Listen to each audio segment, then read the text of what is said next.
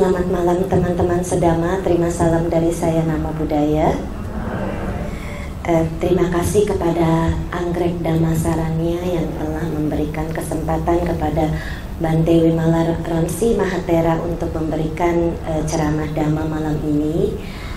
Saya akan bagi yang belum kenal dengan beliau. Tahun ini adalah tahun ketiga Bante bersedia datang ke Indonesia. Dan beliau adalah ketua wihara dari Dhamma Sukha Meditation Center yang ada di Missouri, Amerika Tengah. Jadi tadi ada brosur yang bisa diambil, yang boleh dibagikan. Itu di situ ada informasi tentang Dhamma Sukha Meditation Center. Sedangkan Bante Wimala Ramsi sendiri telah menjadi guru meditasi lebih dari 20-an tahun, selama hampir 30 tahun, dan beliau sudah bermeditasi sekitar 40-an tahun. Sekarang beliau berusia 66 tahun dan sudah melakukan 27 wasa. Jadi pengalaman beliau meditasi ini tidak diragukan karena sudah banyak sekali tradisi-tradisi meditasi yang telah beliau ikuti. Sampai nanti beliau akan cerita bahwa kakinya mungkin terluka karena kelamaan duduk bersila bermeditasi. Jadi beliau ini mengajarkan retret, dan kami para murid yang sudah merasakan manfaatnya ini merasakan sangat-sangat bermanfaat dari hasil meditasi kami. Jadi nanti di akhir acara akan saya informasikan, kalau ada yang tertarik untuk mendaftar bisa menghubungi saudara Johan. Untuk sekarang silakan dengarkan Dhamma Talk tanpa menaruh tangan di depan. Jangan menaruh tangan seperti ini karena ini menutup hati. Juga kaki jangan disampirkan. Jadi kaki sebelah menyebelah. Terima kasih. Oke, Bante.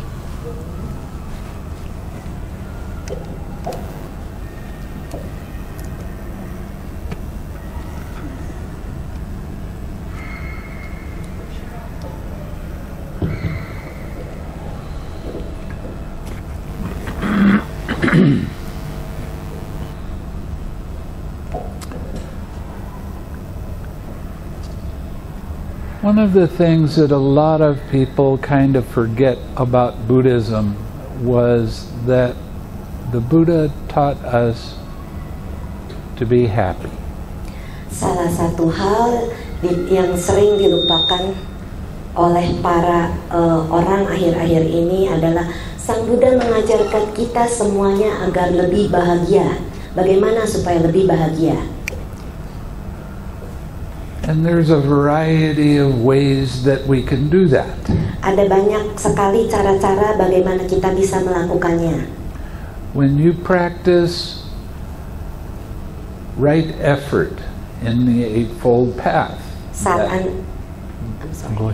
Anda mempraktekkan usaha benar di dalam 8 jalan utama, that is one way that we can practice being happy. Itu adalah salah satu cara kita mempraktekkan bagaimana untuk bahagia.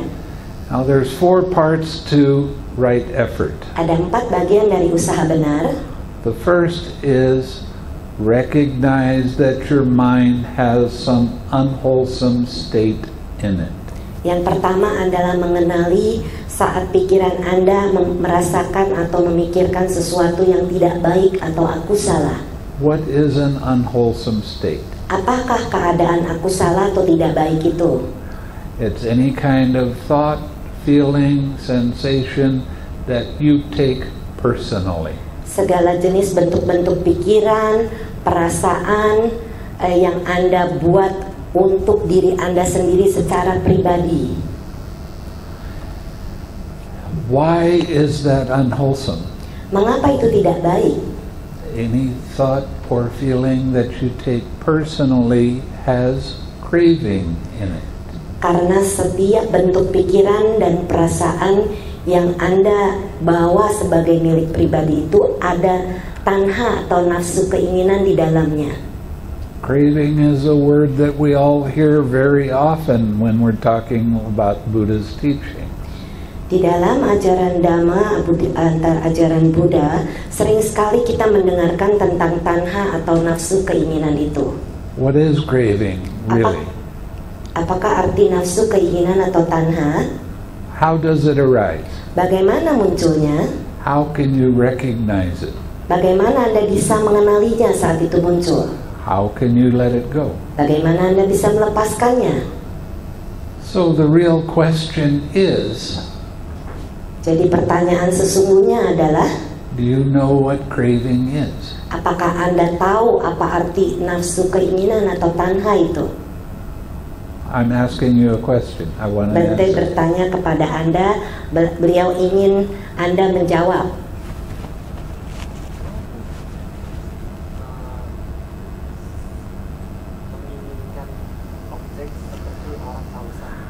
Wanting an object just like somebody is thirsty.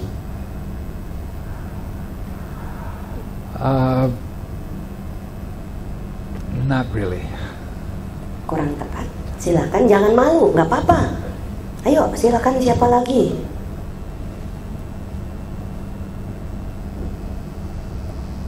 How can you recognize craving when it arises? Bagaimana Anda bisa mengenali saat tanha ini muncul?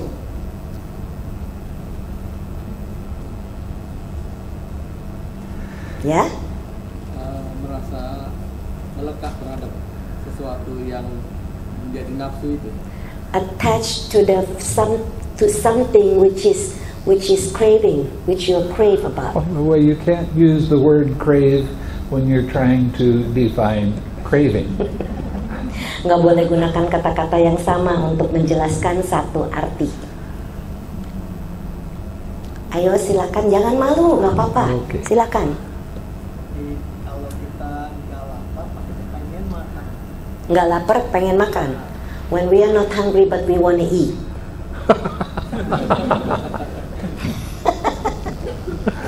Okay, well, maybe I'll tell you.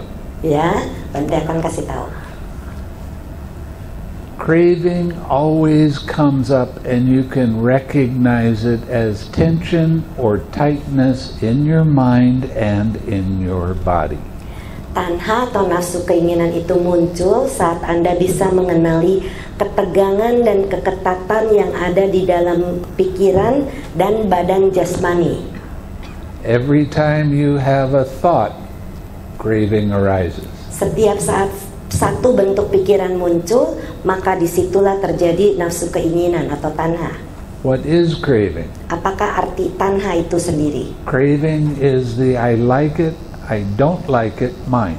Tanha atau keinginan itu adalah pikiran-pikiran di mana saya suka atau saya tidak suka. If a pleasant feeling arises, I like it. Kalau ada perasaan menyenangkan muncul, saya suka. If a painful feeling arises, I don't like it. Kalau ada rasa menyakitkan muncul, saya tidak suka. Craving is the very start of the idea of a personal self. Nafsu keinginan atau tanha ini adalah permulaan di mana kita mengidentifikasi diri kita.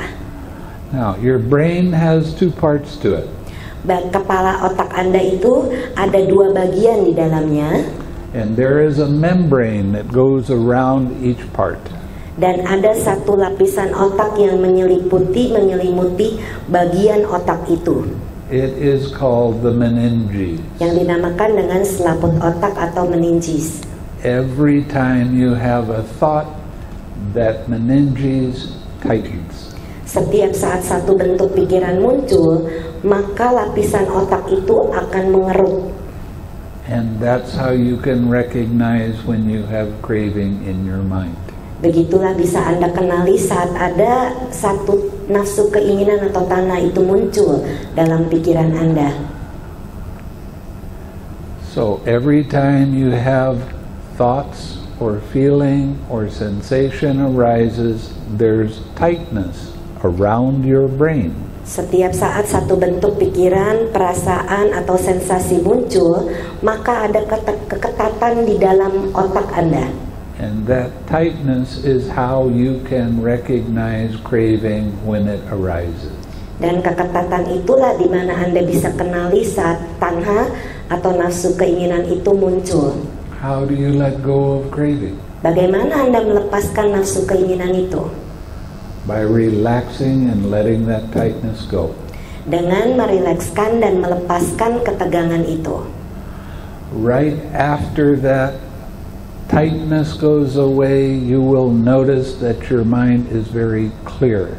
Your mind is very bright. Segera setelah ketegangan dan keketatan itu lepas, maka pikiran Anda akan begitu jernih, terang, dan murni. And your mind is pure. Dan pikiran Anda menjadi murni. Why is your mind pure? Mengapa pikiran Anda menjadi murni? Because you don't have any craving in it at that time. Karena di sana tidak ada nafsu keinginan itu saat itu juga. Then you bring that very clear, bright mind back to your object of meditation. Lalu Anda membawa pikiran yang jernih dan terang itu ke dalam objek meditasi Anda. Now, I've been to a lot of different countries. I have practiced a lot of meditation. Bante sudah pergi ke banyak sekali negara dan sudah melatih banyak sekali bentuk meditasi. I spent over 20 years asking different meditation teachers, what is craving? Bante sudah menjalankan lebih dari 20 tahun bertanya kepada guru-guru meditasi, apa arti nafsu keinginan atau tanha itu? And they never really gave me a good answer. Dan mereka tidak pernah memberikan satu jawaban yang baik. So, I spent 20 years looking for what craving was. Beliau mencari jawaban apa arti nafsu keinginan atau tanha itu. And the way I found out what it was by going to the suttas and seeing what the Buddha said.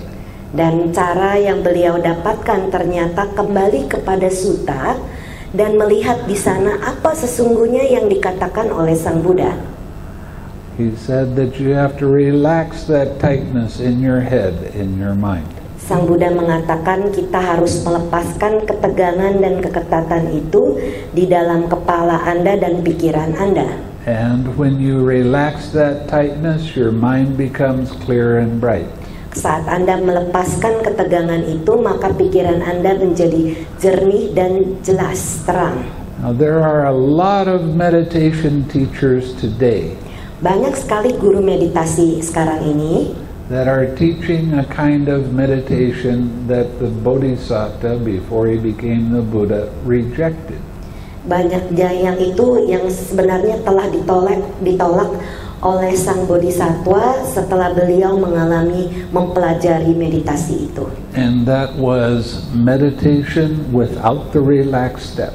Yaitu meditasi tanpa merilekskan.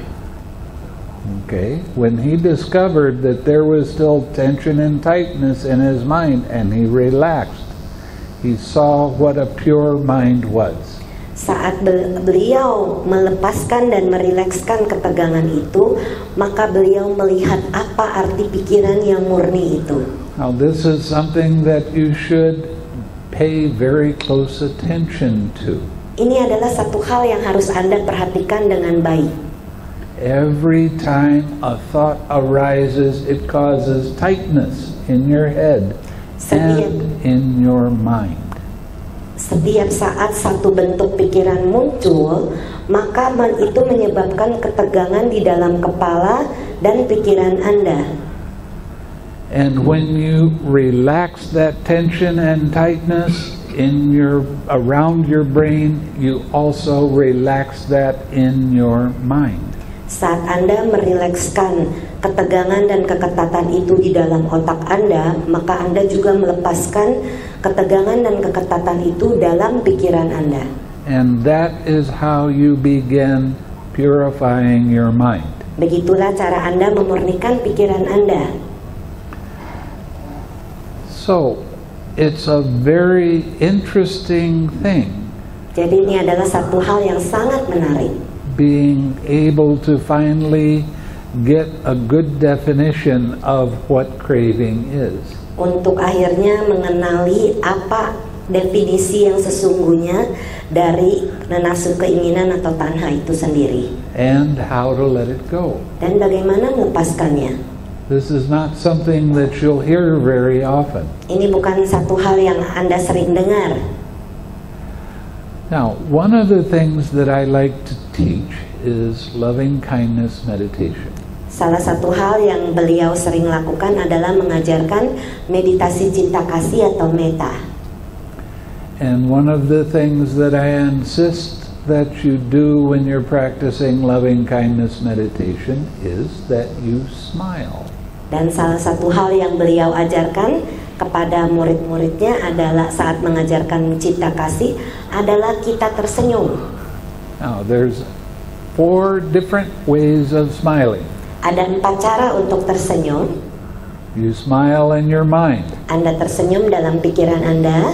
You smile with your eyes. Anda tersenyum dengan mata Anda. You little smile on your lips. Anda tersenyum dengan bibir Anda. And a smile in your heart. Dan tersenyum di dalam hati Anda. When you smile like that, kalau Anda tersenyum seperti itu, your mind becomes very light and uplifted.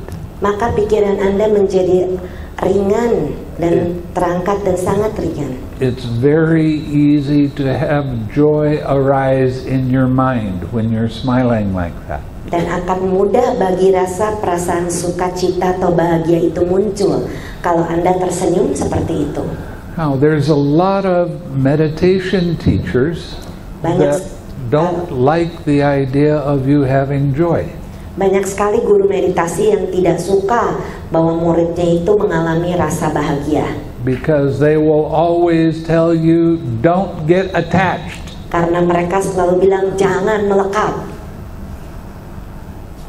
But I'm here to tell you that joy is one of the enlightenment factors. Tapi Bante di sini menjelaskan kepada Anda adalah rasa bahagia adalah salah satu faktor dari 7 pencerahan. And it is good to have joy arise. Dan sangat baik untuk rasa bahagia itu muncul. When you have joy in your mind is very light, your mind is very alert. Saat Anda punya rasa bahagia itu muncul, pikiran Anda itu menjadi awas dan waspada. And when the joy fades away and you start to have heavy thoughts, it's very easy to recognize that and let it go. Dan saat ada gangguan muncul, maka pikiran Anda akan menjadi memberat dan Anda bisa mudah mengenalinya dan mudah untuk melepaskannya. The more you have smiles and joy in your mind, the better your mindfulness becomes. Semakin mudah, semakin sering Anda merasakan rasa bahagia itu, maka semakin Anda merasakan kebahagiaan itu muncul. Okay, that's a real familiar word, mindfulness. Jadi kewaspadaan adalah satu kata yang cukup sering kita dengar. Give me a definition of mindfulness. Bante bertanya, apa definisi dari kewaspadaan? What is mindfulness? Apa arti kewaspadaan? Ayo, silakan. Jangan malu. Hati-hati dengan apa yang kita lakukan. Be careful with what we do. No, that's not it. Kurang tepat. Silakan terus. Ya. Focus. Not quite. Okay. Aware for everything. Getting closer. Mau makin dekat? Silakan. Hah? Be present. Oh, be present. Oke, Bu. Aware of what we do. No, not really. I'm going to give you the definition. Oh, okay. Oh, siap. Understand every moment we are going through. That's getting closer. Makin dekat, bagus. Okay, I'll give you a definition that I found works very well. Oke, jadi Bante akan memberikan satu definisi yang beliau anggap ini bekerja dengan cukup baik. Mindfulness is remembering to observe. Go ahead. Kewaspadaan atau sati adalah mengingat untuk mengobservasi how mind's attention moves from one thing to another. bagaimana perhatian pikiran pindah dari satu hal ke hal lainnya. When strange thoughts or sensations arise, Bila ada pikiran-pikiran aneh atau sensasi itu muncul, the first question we always have is, why is that happening? pertanyaan pertama yang mulai ada itu, kenapa itu terjadi? But the Buddha didn't care about why things happened. Tapi Sang Buddha tidak peduli mengapa itu terjadi. He wanted you to see how they happen. Beliau ingin Anda melihat bagaimana itu terjadi. What happened first? What happened after that? What happened after that? Apa yang terjadi duluan, apa yang terjadi setelah itu, dan berikutnya. I mean, your mind is on your object of meditation, and then all of a sudden you're thinking this or that. Contohnya, saat pikiran Anda sedang berada dengan objek meditasi Anda, tiba-tiba pikiran Anda melayang memikirkan ini dan itu. How did that happen? Bagaimana itu terjadi? There is a definite way all these kind of things occur. Ada satu cara yang jelas bagaimana ini terjadi. And every time I tell people this, if you're Easterners, you think that the Western mind is strange, and the Westerners think the Eastern mind is strange, and they work exactly the same way. Kadang-kadang orang bagian barat berpikir orang timur itu aneh, orang Asia maksudnya. Ntar orang Asia pikir, ih orang bule aneh. Tapi sebenarnya cara berpikir mereka itu semuanya sama. Every human being's mind works in exactly the same way. Semua cara berpikir manusia itu bekerja dengan cara yang sama. How does it arise? A feeling arises first. Bagaimana itu terjadi? Satu perasaan muncul dulu. This is not emotional feeling, this is just feeling. Ini bukan perasaan emosi, tapi hanya satu perasaan. Feeling is pleasant or painful or neither painful nor pleasant. Perasaan adalah perasaan menyenangkan, menyakitkan, tidak menyenangkan dan tidak menyakitkan. Right after feeling arises, craving arises.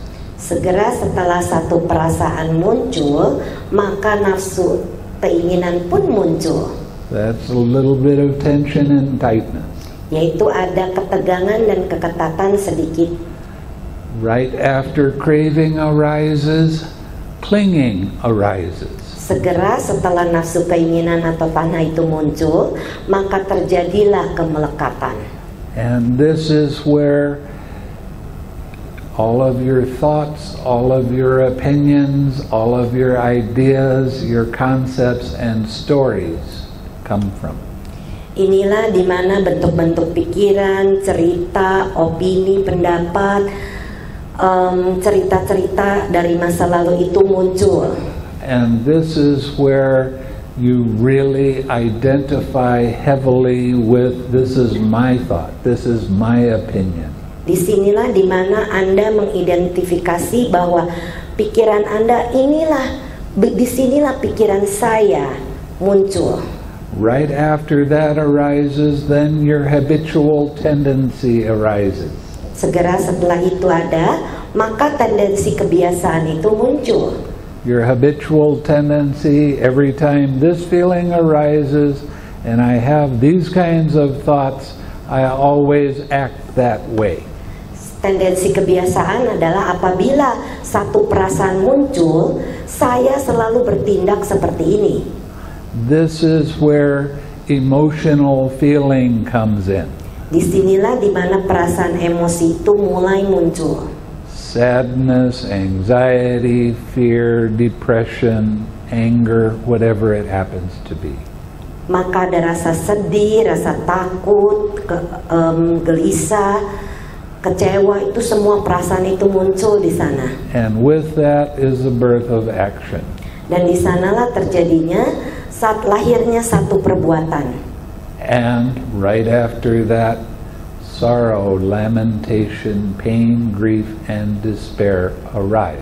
Dan kemudian adanya kesedihan, duka, putus asa, itu akan terjadi dan muncul. Now, I just told you how that arises. Beliau baru saja menjelaskan bagaimana itu semua terjadi. How you cause yourself pain and suffering.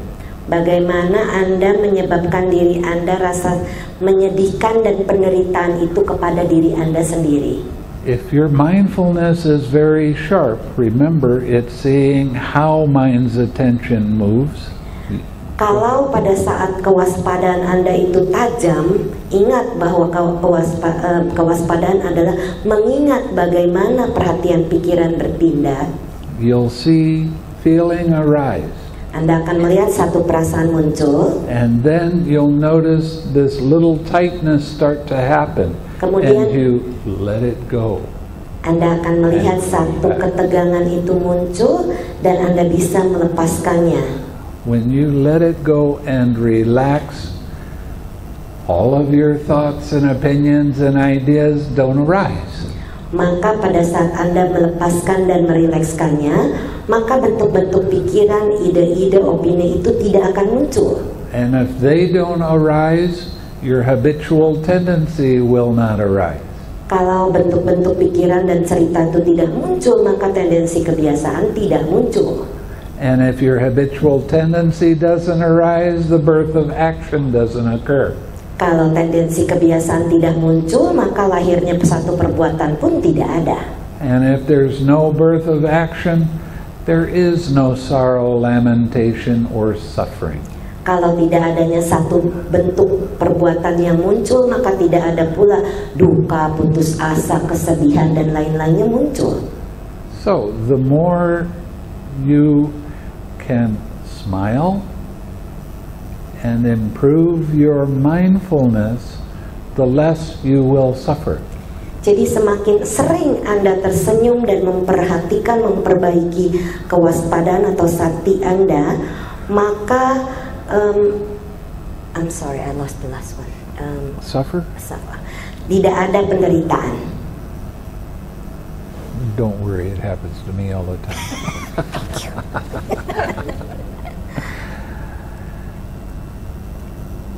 So, when you practice smiling, jadi kalau Anda mempraktekkan tersenyum, you are becoming more and more aware of how mind's attention moves. Anda akan mulai memperhatikan bagaimana perhatian pikiran itu pindah. In other words, when you smile all the time, your mindfulness gets very sharp. Dengan kata lain, kalau Anda tersenyum selalu setiap saat, maka kewaspadaan Anda akan menjadi semakin tajam. And then you start becoming more and more aware of how you cause your own pain.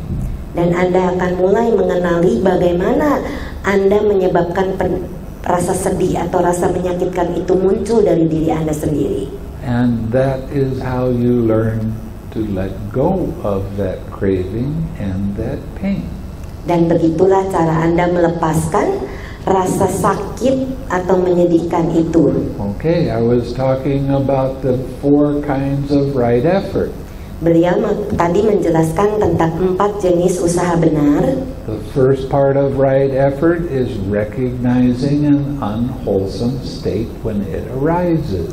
Usaha benar, bagian pertama dari usaha benar adalah mengenali saat sesuatu yang tidak baik atau aku salah ini muncul. The next part is to let that feeling go. Kemudian berikutnya Anda melepaskan perasaan itu. How do you let that go? Bagaimana Anda melepaskannya? Well, the Buddha was very clear about this. Sang Buddha sangat jelas menjelaskan hal ini. He said, anytime you keep your attention on something, you are feeding it.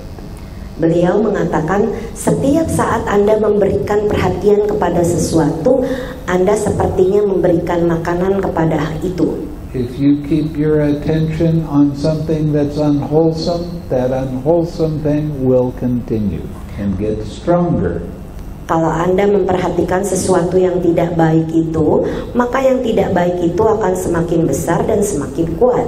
So how do you let that go? Bagaimana Anda melepaskannya? You don't keep your attention on it anymore. Jangan berikan perhatian Anda lagi ke sini, ke situ. Now you relax. Kemudian Anda rilekskan. Okay, you don't keep your attention on that distraction. That's one step away from the suffering. Anda tidak memberikan perhatian Anda kepada gangguan atau niwarana itu adalah salah satu bentuk melepaskan penderitaan. Then you relax, that's one more step away from the suffering. Kemudian Anda merilekskan, itu adalah langkah berikutnya terlepas dari penderitaan. Now you bring up something that is wholesome. Kemudian Anda bawa sesuatu yang baik atau kusala, Smile. yaitu dengan tersenyum. And come back to your object of meditation. Dan kembali ke dalam objek meditasi Anda. And your object of meditation can be smiling. Dan objek meditasi Anda boleh merupakan dalam bentuk senyuman. Okay? And keep that wholesome state going for as long as you can.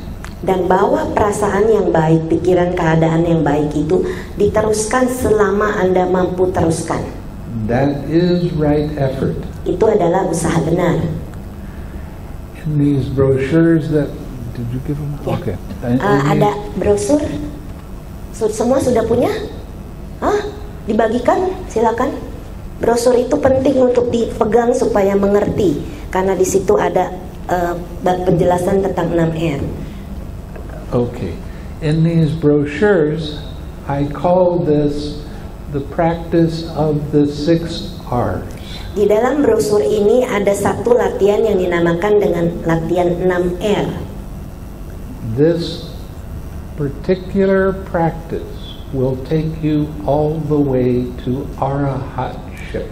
Latihan ini akan membawa Anda terus sampai mencapai arahat. So this particular practice, when you use it, Latihan ini kalau Anda gunakan, helps you to purify your mind. akan membantu Anda memurnikan pikiran Anda. And as you start to begin to use it, not only when you're sitting in meditation, but with your daily practice, Dan kalau Anda menggunakan latihan 6R, langkah 6R ini, selain dalam meditasi Anda, tapi juga dalam kehidupan Anda sehari-hari, it gets easier and easier to be happy. maka akan menjadi jauh lebih mudah, menjadi lebih bahagia.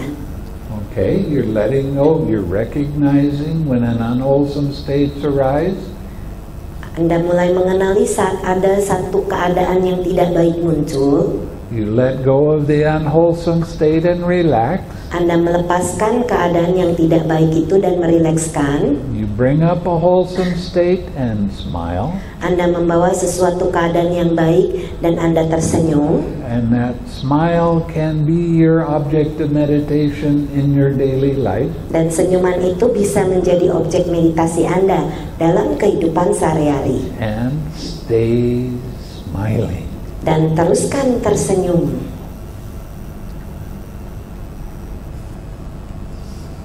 This is a simple practice to do. Ini adalah latihan yang sangat sederhana untuk dilakukan. It's not always easy to do. Tidak selalu mudah untuk Anda lakukan. Because when you have pain arising, whether it's mental pain or physical pain, Karena saat ada rasa menyakitkan muncul, mungkin itu dalam bentuk pikiran ataupun di dalam badan jasmani, it's difficult to smile. agak sulit untuk tersenyum. So what I recommend is, Yang beliau sarankan adalah don't try to smile, jangan mencoba untuk tersenyum, laugh. tapi tertawa. Now, those that just laughed, how do your mind feel? Anda baru saja tertawa. Apa yang dirasakan dalam pikiran Anda? Huh? You see? Happy. Yeah. Ya. Now, what laughing does? Apa yang tertawa ini lakukan? Let's say somebody comes up and they say something that you don't like and you have anger. Contohnya kalau seseorang datang pada Anda dan dia itu marah, ada punya rasa marah di dalam dirinya. In your mind you have the thought, I don't like this is no good, I want it to be different than it is. Dalam pikiran Anda bilang, saya tidak suka, saya maunya ini berubah. And then when you laugh, Tapi kalau Anda tertawa, that dislike and aversion mind changes to, oh, it's only this anger. maka rasa yang tidak suka atau kemarahan itu berubah menjadi, oh ini cuma satu perasaan. And it's not even my anger. Itu bukan kemarahan saya. It's just this feeling. Itu hanya satu perasaan. Do I want to carry this anger around with me? Apakah saya mau bawa rasa marah ini bersama saya kemana-mana? No. So you Enggak. let it go. Anda lepaskan. Laughing helps to change your perspective. Tertawa akan membantu Anda mengubah perspektif atau gaya berpikir Anda. Sometimes when I'm giving retreat, some people will come up and they have anger. Saat Bante memberikan retret, kadang-kadang ada orang yang punya rasa marah datang kepada Bante. And they say, how can I get rid of this? It hurts so much. Dan mereka tanya kepada Bante, bagaimana saya melepaskan ini, itu menyakitkan sekali. And I say, well, laugh. Bante bilang, tertawakan. And they'll say, this isn't funny. Mbak dia bilang, ini nggak lucu. And that makes me laugh. Dan itu membuat Bante tertawa. And then when I laugh and they hear that, they start laughing. Waktu Bante tertawa, dia dengar orang itu mulai ketawa. So you go from, I'm mad and I don't like it, to, well, it's only this feeling. Jadi orang itu mulai dari perasaan marah dan tidak suka, jadi, oh itu cuma satu perasaan. That is the first part of the Eightfold Path. Itu adalah bagian pertama dari 8 jalan utama. A lot of people call it right view. Banyak orang mengatakan ini pandangan benar. I call it harmonious perspective. Bante menyebutkannya sebagai perspektif yang harmonis. When you're in harmony with things, you're not fighting with it. Kalau Anda merasakan segala hal dalam segala hal yang harmonis, maka Anda tidak memerangi atau menolaknya. When you're in harmony with things, you're not trying to control them. Kalau Anda menjadi harmonis dengan segala hal, Anda tidak mencoba mengontrolnya. When you're in harmony, you allow things to be as they truly are. Kalau Anda merasakan keharmonisan, Anda membiarkan sesuatu itu seperti apa adanya. And that is why laughing is a good thing. Itulah sebabnya mengapa tertawa merupakan satu hal yang baik. It is the fastest way I know of to let go of an attachment. Itu adalah cara yang tercepat yang beliau ketahui untuk melepaskan satu bentuk kemelekatan. Have you ever had one of those days where everything you did was an effort and it got to be worse and worse and the day was just horrible? Apakah Anda pernah mengalami satu hari di mana Anda berusaha begitu keras dan rasanya hari itu begitu menyedihkan dan semakin menyusahkan buat Anda? And you always feel like you're running behind. Dan rasanya selalu kita terlambat dalam segala hal. When you can remember to laugh that days are like that sometimes, and it's okay for it to be that way. Kalau Anda bisa menertawakan diri Anda, itu gak jadi masalah seperti itu. All of a sudden the day starts to be fun. Maka tiba-tiba hari Anda menjadi lebih menyenangkan. And you let go of that heavy mental state. Dan Anda melepaskan keadaan pikiran yang berat itu. And you begin to become more efficient with what you're doing in the present moment. Dan Anda menjadi lebih efisien dengan apa yang Anda lakukan dalam masa kini. See, all of these things that I'm talking about are interconnected. Apa yang beliau katakan ini semua sangat berhubungan. The Eightfold Path is definitely important. 8 jalan utama itu sangatlah penting.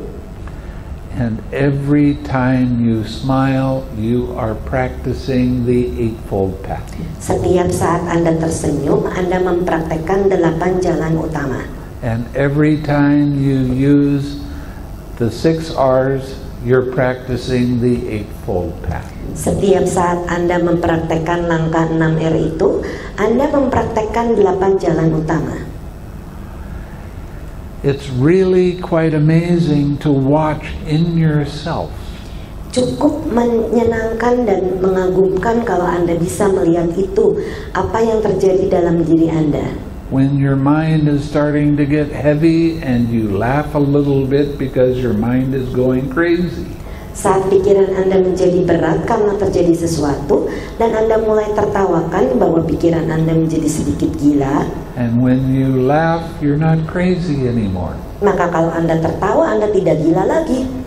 You're in the present moment. Anda ada dalam masa kini sekarang. See, the crazy mind is the mind that thinks about what happened in the past. Pikiran gila adalah pikiran yang memikirkan sesuatu yang sudah terjadi di masa lalu. Or worries about what's going to happen in the future. Atau khawatir apa yang akan terjadi di masa mendatang. That's a crazy mind. Itu adalah pikiran yang gila. When you laugh and you get into the present moment, now you're sane. Tapi kalau Anda tertawa dan Anda ada di masa sekarang, maka Anda menjadi orang yang waras. It sounds too simple, doesn't it? Sepertinya sederhana kan? Well, I'm here to tell you that it is simple. Dan Bante memberitahukan memang itu sederhana. Too many times, people that teach about Buddhism try to make it complicated. Banyak dan sering sekali orang yang mengajarkan Buddhism ini terlalu mengkomplikasikan keadaan. But the whole point of meditation, the whole point of practicing what the Buddha said is so you can be happy. Dan segala hal yang diajarkan oleh Sang Buddha sebenarnya adalah bagaimana supaya Anda bisa bahagia. When you have a happy mind, you have a mind that's very much in the present moment, and your mind is light and alert. Kalau Anda memiliki rasa bahagia, maka pikiran Anda itu menjadi ringan dan sangat awas waspada. The more you have fun in your life, the better your mindfulness is. Semakin banyak Anda menikmati hari-hari Anda, maka kewaspadaan Anda akan menjadi semakin baik. Oh, but I have to be serious at work. Oh, tapi saya harus serius dalam pekerjaan saya. Who told you that? Siapa yang bilang? Your boss. No, he said you have to do a certain kind of job. He didn't say whether you had to be serious or Kan happy. bosnya biasanya bilang kamu harus kerjakan ini, tapi nggak pernah bilang kan untuk selalu serius dan tidak bahagia. Anytime your mind gets serious, your mind is heavy and has an attachment in it. Setiap saat Anda merasakan serius, maka pikiran Anda menjadi berat dan ada kemelekatan di sana. I am there. Saya ada di sana. Saya, aku. One of the biggest problems I have as a meditation teacher Salah satu masalah besar yang beliau hadapi sebagai seorang guru meditasi adalah, especially when people have done other kinds of meditation, terutama kalau orang itu telah melakukan banyak meditasi lainnya, my biggest problem is to get people to quit trying so hard. masalah terbesar yang beliau alami adalah untuk memberitahu orang-orang itu jangan berusaha begitu keras. I practiced straight vipassana in Burma for 20 years. Beliau mempraktekkan latihan vipassana di Myanmar selama 20-an tahun. I had deep lines in my face from trying so hard. Di wajah, di kening beliau itu muncul garis-garis karena berusaha begitu keras. I almost never smiled Beliau hampir tidak pernah tersenyum for 20 years. selama 20-an tahun. I was a little bit. Masih ada sedikit. My lines are going this way now, not this way. Garisnya ke miring, horizontal, bukannya tuh vertikal. Then I found out that it's okay to smile and it's okay to have fun while you are meditating. Dan ternyata beliau menemukan bahwa tidak menjadi masalah untuk menikmati meditasi Anda dan tersenyum saat Anda bermeditasi. How can you have fun when you're meditating? Bagaimana Anda bisa merasakan rasa nyaman dan bahagia saat Anda bermeditasi? Because you're becoming so alert in your mind that you're teaching yourself all kinds of interesting things, and that's fun. Karena Anda mengajarkan diri Anda sendiri bahwa mengajarkan diri Anda sendiri segala banyak hal, dan itu sangat menyenangkan. I had some people in South Korea that were very serious meditators. Ada beberapa murid beliau di Korea Selatan yang merupakan orang-orang yang serius dalam bermeditasi. I kept on telling them, you need to smile more, you need to smile more, you need to have fun with this. Bante sering sekali bilang sama mereka, kamu harus menyenangi meditasi Anda dan harus sering tersenyum. And they said, I've been meditating for 10 years, it's not fun. Dan mereka bilang, saya sudah meditasi selama 10 tahun, itu tidak menyenangkan. Finally, near the end of the retreat, one of them came up to me and said, it really is fun, you know? Akhirnya sebelum retret selesai, salah satu dari mereka datang ke Bante. Iya ya, meditasi itu menyenangkan ya. And she was completely surprised by that. Dan orang itu jadi sangat surprise dengan pengalaman yang beliau alami itu. Too many times meditation teachers tell you you have to try harder. Sering sekali para guru meditasi mengatakan pada Anda harus berusaha lebih keras lagi. And what I keep telling people is, don't try so hard. Dan yang Bante katakan kepada orang lain, jangan berusaha terlalu keras.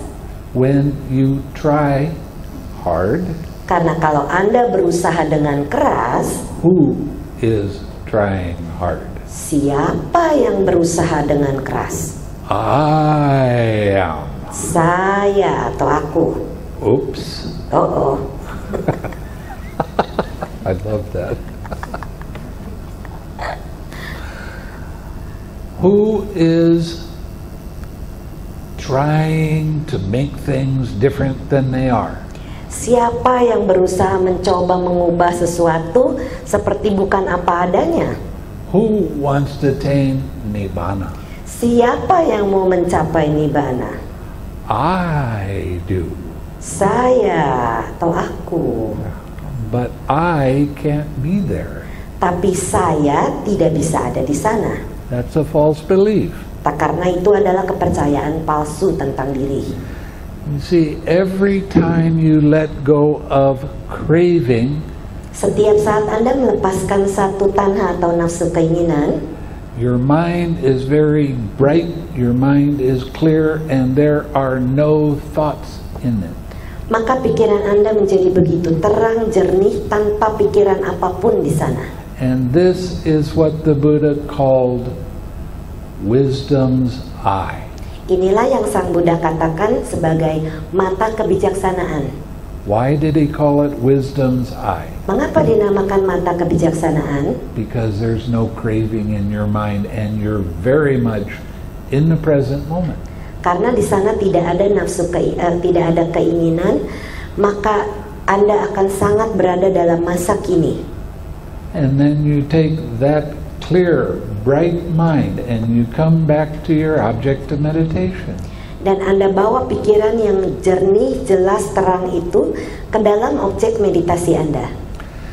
See, there's actually two different kinds of meditation that are being taught in the world today. Sebenarnya ada dua jenis meditasi yang diajarkan dalam dunia ini.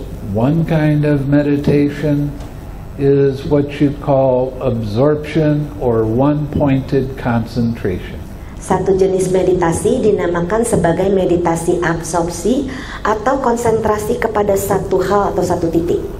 That's about probably 98% of the people today practicing meditation. They're practicing this kind of practice. Sekitar 98% orang-orang di seluruh dunia mempraktekkan meditasi dengan cara seperti ini. It doesn't matter whether they're Buddhist or Hindu or Muslim or Christian, they're practicing one-pointed concentration. Tidak jadi masalah apakah itu Buddhis atau orang Hindu, atau orang Islam, atau orang Kristen, mereka mempraktekkan konsentrasi satu titik ini. Okay, your mind is on your object of meditation. Pikiran Anda sedang berada dalam objek meditasi Anda. And your mind gets distracted for whatever reason. Tiba-tiba pikiran Anda terganggu untuk alasan apapun. 98% of the people will let go of the distraction and immediately come back to their object of meditation. 98% dari orang-orang yang bermeditasi itu kemudian melepaskan dan segera kembali ke dalam objek meditasinya. Okay, when that happens enough, they get to a state that's called either access concentration or full absorption. Kalau melakukan itu, mereka dikatakan sebagai konsentrasi absorpsi. The force of the concentration stops things from arising. Kekuatan dari konsentrasi itu menyetop segala hal itu untuk muncul. Now, when you practice what the Buddha teaches in the suttas, kalau Anda mempraktekkan apa yang Sang Buddha ajarkan sesuai dengan sutta, your mind is on your object of meditation, it gets distracted. pikiran Anda sedang bersama objek meditasi Anda dan tiba-tiba terganggu. You let go of the distraction. Anda lepaskan gangguan itu. Now you add one extra step. Dan Anda tambahkan satu langkah. Relax that tightness in your head, in your mind. Merilekskan ketegangan yang ada dalam kepala dan pikiran Anda. Remember, that's how you recognize craving. So every time you relax like that, you're letting go of craving. Ingat, begitulah cara Anda untuk mengenali saat tanha atau nafsu keinginan itu muncul dan Anda lepaskan tanha atau nafsu keinginan itu. And you're bringing back to your object of meditation a pure mind. Dan Anda bawa satu pikiran murni ke dalam objek meditasi Anda. But people that don't have that relaxed step are bringing their craving back to their object of meditation. Tapi orang yang tidak merilekskan, maka mereka membawa ketegangan itu ke dalam objek meditasi mereka. And because they're bringing back that craving to their object of meditation, it changes the entire meditation. Karena mereka membawa tanha atau nafsu keinginan itu, maka itu akan mengubah hasil akhir dari meditasinya. The concentration goes very deep. Konsentrasi menjadi mendalam. you will experience a lot of tranquility and a lot of peace and a lot of bliss. Maka Anda akan mengalami rasa kenyamanan, rasa kebahagiaan. But when you get out of meditation, Tapi all those things that you were suppressing come up. Tapi saat Anda keluar dari meditasi seperti itu, segala hal yang Anda tekan itu akan muncul. Now, what are those things that get suppressed? Apakah hal-hal yang ditekan itu? They are called hindrances. Mereka disebut sebagai niwarana atau gangguan. The Buddha talked about 5 different kinds of hindrance. Sang Buddha mengatakan tentang 5 jenis niwarana atau gangguan. Lust, Rasa kesukaan atau kegiuran, hatred, kebencian, sloth and torpor, rasa ngantuk dan bosan, restlessness and anxiety, rasa gelisah dan khawatir, and doubt. dan keraguan-raguan. Anytime these hindrances come up, they take you away from your object of meditation. Setiap saat gangguan ini muncul, maka pikiran Anda keluar dari objek meditasi Anda.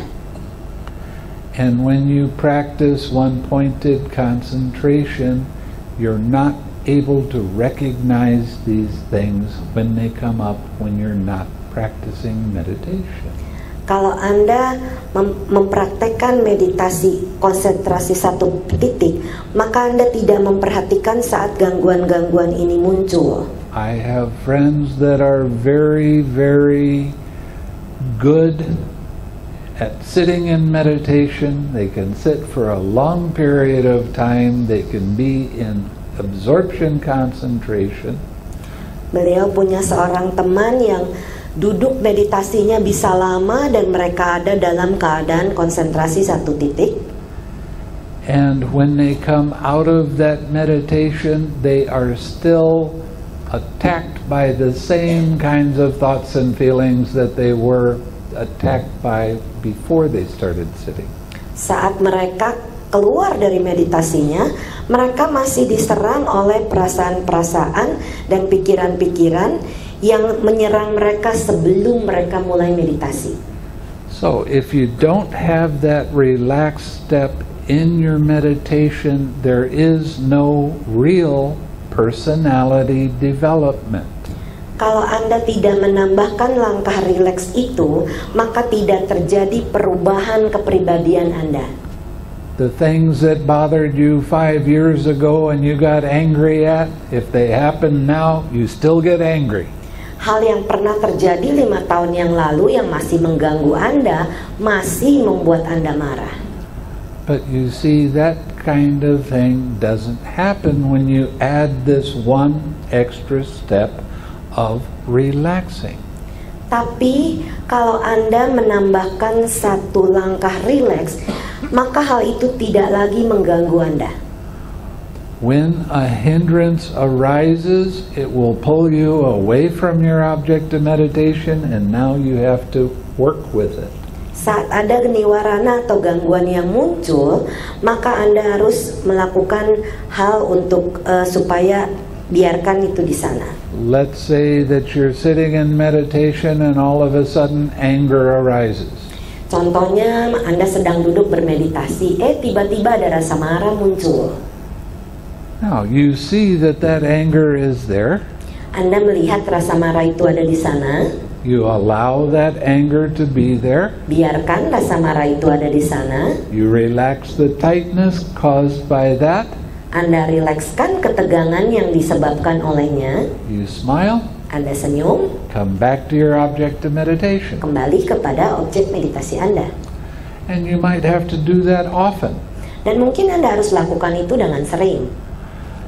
The thing that you have to realize, hal yang harus Anda sadari, is that hindrances are not your enemy to fight with. Bahwa niwarana atau gangguan itu bukanlah musuh yang harus diperangi. Hindrances are your teachers. Gangguan itu sebenarnya adalah guru Anda. They're showing you exactly where your attachment is. gangguan-gangguan itu sebenarnya menjelaskan, menunjukkan pada Anda di mana kemelekatan Anda. And they keep coming up over and over and over again until you learn to let them go. Dan itu akan terus-menerus muncul sampai Anda benar-benar melepaskannya.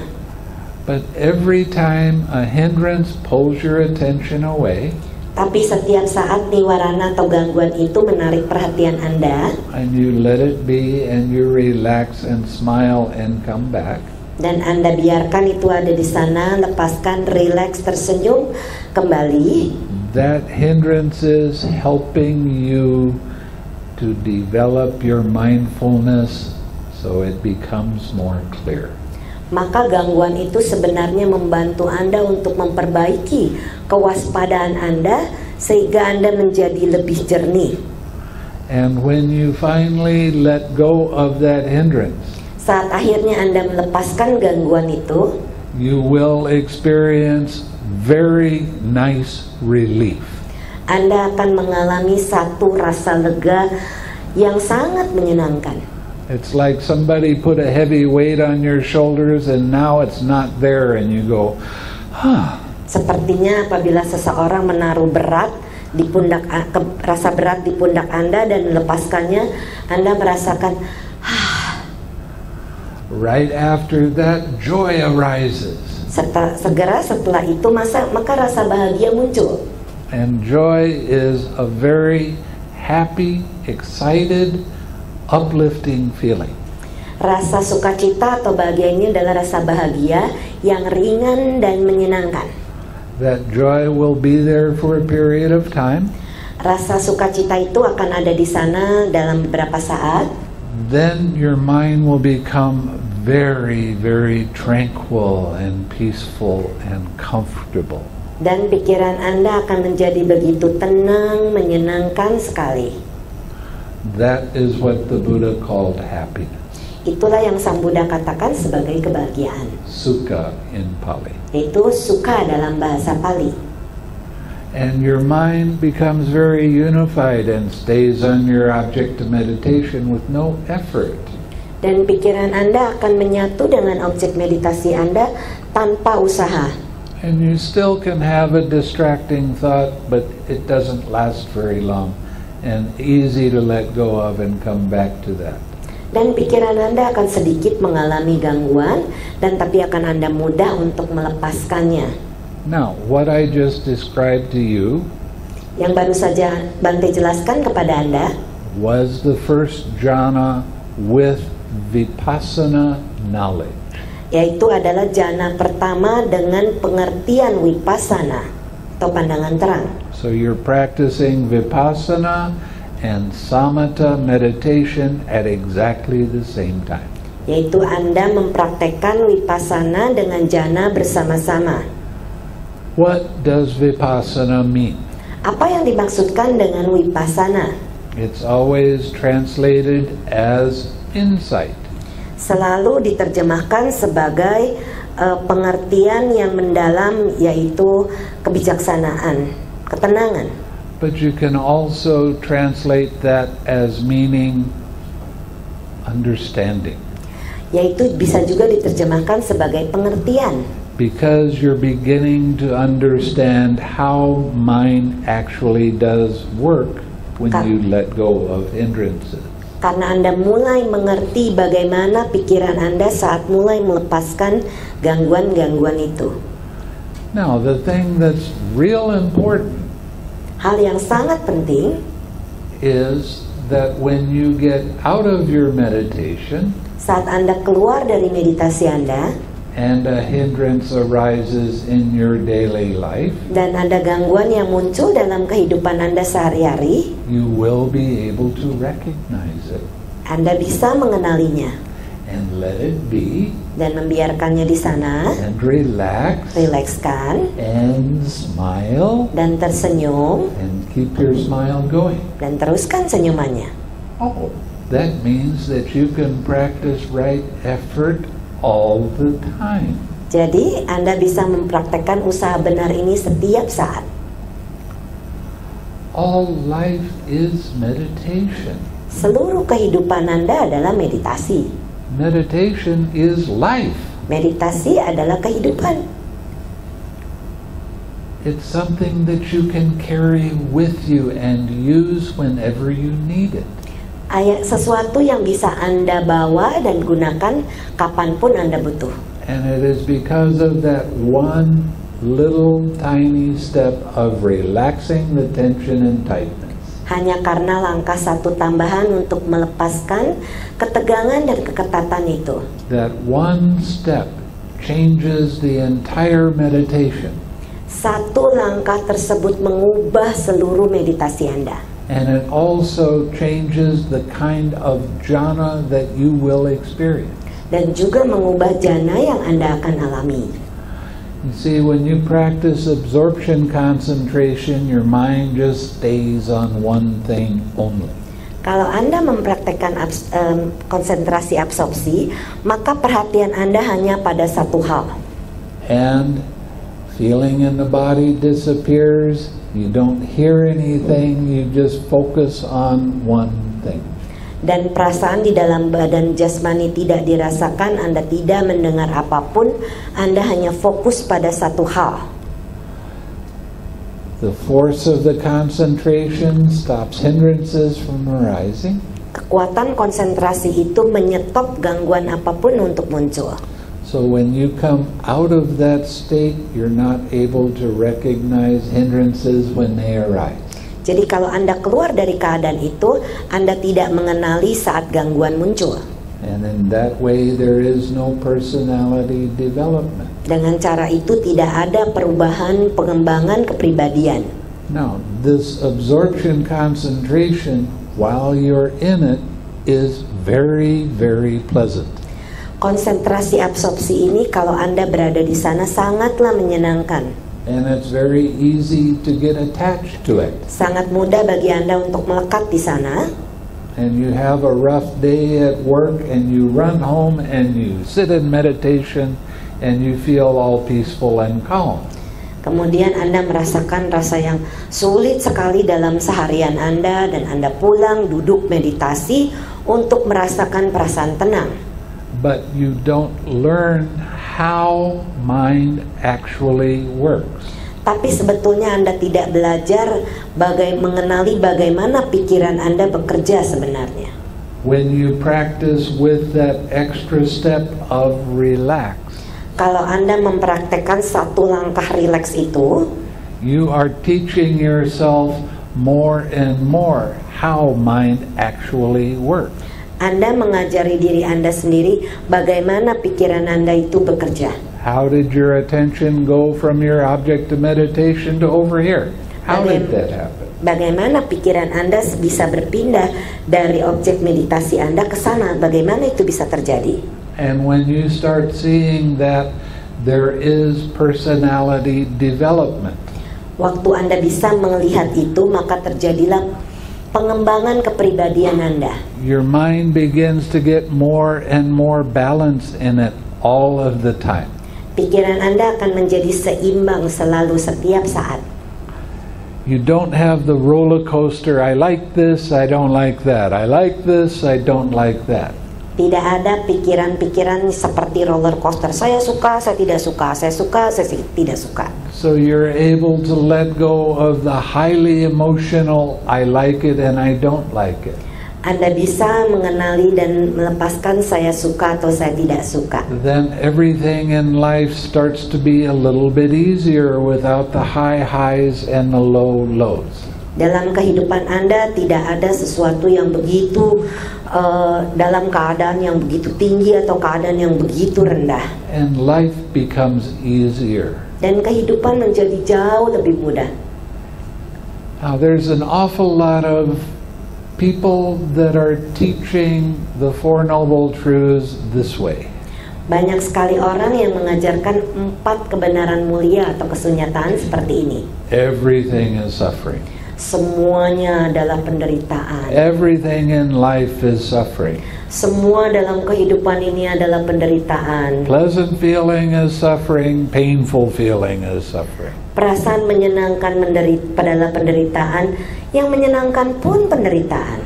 Now there's an interesting little verse in the Samyutta Nikaya. Ada satu bab yang di dalam Samyutta Nikaya menjelaskan, It says there's a right way to teach and a wrong way to teach. di sana dikatakan ada satu cara yang benar untuk mengajar dan cara salah yang untuk mengajar. The wrong way to teach is everything is suffering. Cara yang salah untuk mengajarkan adalah segalanya adalah penderitaan. First off, that's not what the Buddha said. Sebenarnya itu bukanlah yang dikatakan oleh Sang Buddha. He didn't say everything is suffering. He said there is suffering in life. Sang Buddha tidak mengatakan semuanya adalah penderitaan, tapi Sang Buddha mengatakan adanya penderitaan dalam kehidupan. And everybody's got to agree with that because it's really true. Dan semua orang akan setuju karena ini benar. But then he said there is the cessation of suffering. Dan Sang Buddha juga mengajarkan adanya akhir dari penderitaan itu. That's the right way to teach. Itu adalah cara yang benar. And what does that mean? Apa artinya? The cessation of suffering means learning what craving is and how to let it go for yourself. Melepaskan penderitaan adalah mengenali bagaimana penderitaan itu bermula untuk diri Anda. Now, 2 or 3 times tonight I've said that when you let go of craving, your mind becomes clear, your mind becomes bright. Beberapa kali Bante mengatakan saat Anda melepaskan nafsu keinginan, maka pikiran Anda menjadi jernih dan terang. There are 2 kinds of nibbana. Ada 2 jenis nibbana. Ni is a negative. It means no. Ni adalah satu hal yang negatif atau tidak. Bana means fire. Bana adalah api. Craving is always described by the Buddha as burning. Tanha atau nafsu keinginan itu selalu digambarkan oleh Sang Buddha sebagai pembakaran. So every time you let go of craving, you are putting the fire out. Setiap saat Anda melepaskan tanha atau nafsu keinginan, Anda mematikan apinya. That's nibbana. Itu adalah salah satu bentuk nibbana. You're putting that fire of I like it, I don't like it out. Anda melepaskan api dari saya suka atau saya tidak suka. Now you have to do this many, many thousands of times. Anda harus lakukan ini beribu-ribu kali before you get to the big nibbana. sebelum Anda sampai ke nibbana yang besar. I'm here to tell you that you can experience this in your lifetime, this lifetime. Bante di sini menjelaskan pada Anda bahwa Anda bisa mencapai itu dalam kehidupan Anda, dalam kehidupan ini juga. And it's real simple. Dan itu sangat sederhana. All you have to do is practice the 6 R's. Yang Anda harus lakukan adalah melatih 6R ini. Every time a distraction arises, you let it be, you relax, you smile, you come back to your meditation. Setiap saat ada satu gangguan muncul, Anda biarkan, lepaskan, tersenyum, kembali ke dalam meditasi Anda. Can't get any simpler than that. Tidak menjadi lebih sederhana dari itu. But again, it's not always easy. Tapi tidak selalu mudah untuk Anda lakukan. Because sometimes when an attachment is real big, we don't want to let go of it. Karena kalau ada satu kemelekatan muncul, kita tidak mau melepaskannya. But when it keeps coming up over and over and over and over, eventually you get tired of it and say, okay, we'll try the 6 R's. Kalau itu terus-menerus muncul, Anda bilang, oh, oke, saya mau coba 6R ini. Okay? Nibbana can be attained in a short period of time if you follow the directions that the Buddha gives. Nibbana bisa terjadi dalam waktu yang singkat kalau Anda mempraktekkannya apa yang diajarkan oleh Sang Buddha ini. Now, there's a practice that the Buddha taught for monks, but it is pretty good for everybody. Ada satu latihan yang Sang Buddha ajarkan kepada para biku, tapi sesungguhnya ini baik untuk diajarkan kepada semua orang. The Buddha said there are these 5 courses of speech Sang Buddha mengatakan ada 5 jenis pengucapan that others may use when they address you. yang orang lain bisa gunakan saat mereka bertemu dengan Anda. Their speech may be timely or untimely. Ucapan mereka mungkin waktunya tepat atau waktunya tidak tepat. Their speech might be true or false. Ucapan mereka mungkin benar atau salah. Their speech might be gentle or very harsh. Ucapan mereka mungkin lembut atau kasar. Their speech can be connected with good or with harm. Ucapan mereka mungkin berhubungan dengan sesuatu yang baik atau melukai Anda. Their speech can be with a mind of loving kindness or with inner hatred. Ucapan mereka bisa diliputi oleh perasaan cinta kasih atau dengan kebencian. When others address you, their speech may be spoken in this way. Kalau seseorang menghadapi Anda, mungkin ucapan mereka bisa dikatakan seperti itu. So you should train this way. Jadi Anda harus berlatih demikian. Our minds will be unaffected, Pikiran kita tidak akan tergoyahkan. and we shall utter no evil words. Kita tidak perlu mengucapkan kata-kata yang kasar. We shall abide compassionate for their welfare. Kita harus memancarkan perasaan welas asih untuk kepentingan mereka. With a mind of loving kindness, without inner hatred. Dengan pikiran yang diliputi oleh perasaan meta atau cinta kasih tanpa adanya kebencian di dalamnya. We shall abide pervading that person with a mind imbued with loving kindness.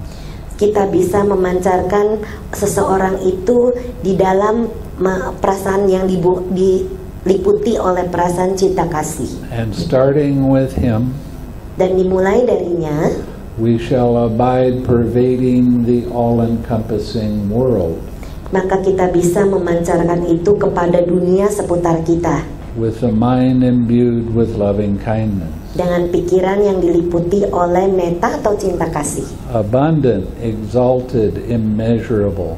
dengan besar, luas, tanpa batas, Without hostility and without ill will. tanpa pikiran-pikiran jelek atau niat-niat jelek. That is how we should train. Begitulah cara kita berlatih. Now, what did that just say? Apa yang baru saja dikatakan di sana? It doesn't matter what somebody else says to you. Tidak jadi masalah apapun yang seseorang katakan kepada Anda. It doesn't matter if they're telling you a lie. Tidak jadi masalah kalau orang itu bohong. It doesn't matter if they're coming at you with anger. Tidak jadi masalah kalau orang itu datang pada Anda dengan penuh kemarahan. Whatever kind of speech anybody uses towards you, Apapun ucapan-ucapan yang orang lain katakan kepada Anda, your job is to radiate loving kindness to that person. pekerjaan Anda hanyalah memancarkan perasaan cinta kasih ini kepada mereka. And use that person as the reminder to radiate loving kindness throughout the world.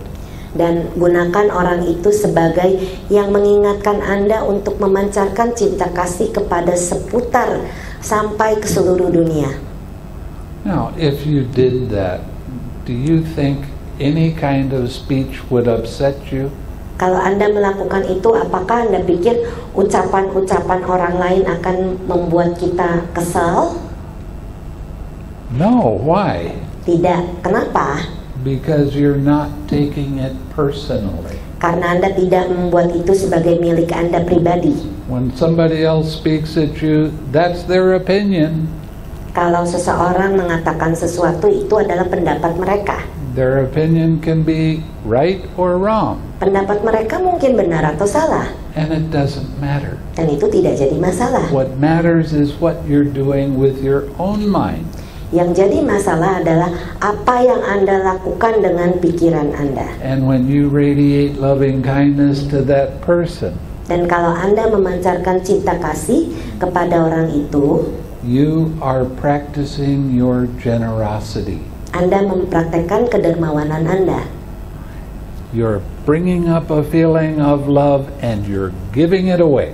Anda membawa perasaan cinta kasih itu dan Anda berikan kepada orang lain. And the more you can remember to do that, Semakin Anda sering untuk melakukan itu, the happier everybody around you becomes. maka orang-orang di seputar Anda akan menjadi lebih bahagia.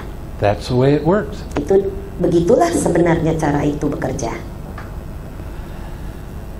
This is a practice that you can carry with you all of the time. Ini adalah latihan yang bisa Anda bawa sepanjang waktu. And that goes along with your smiling. Dan itu juga Anda bisa bawa dengan senyuman Anda. In the last year or two, scientists have been able to measure the difference in energy in your heart. Dalam tahun-tahun terakhir ini, ilmu pengetahuan bisa mengukur energi di dalam hati Anda. When you're happy, Kalau the Anda bahagia, energy is a little bit stronger and more uplifting. kalau Anda bahagia, energinya makin kuat dan ringan. When you're angry, the energy goes down a lot. Kalau Anda marah, energinya menjadi berat.